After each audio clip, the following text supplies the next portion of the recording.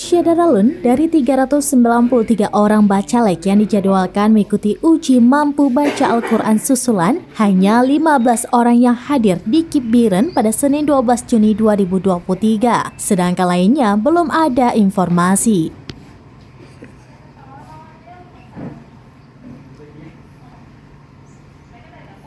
Panitia pelaksana uji mampu baca Al-Quran KIP Biren, Amru, kepada senaminis.com pada pukul 18 waktu Indonesia bagian Barat pada Senin 12 Juni 2023 mengatakan, kegiatan lanjutan itu dimulai pada pukul 14 waktu Indonesia bagian Barat. Bacalek dari sejumlah daerah pemilihan hadir mengisi absen dan masuk ke aula untuk diuji oleh tim penguji.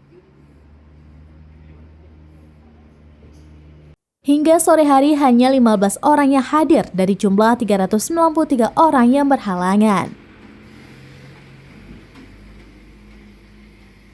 Ketua Bawaslu dan stafnya memantau pelaksanaan dan melakukan pendataan bacalek yang ikut dalam tahapan tersebut karena jumlah yang tidak hadir beberapa waktu lalu mencapai 393 orang dari total 813 orang.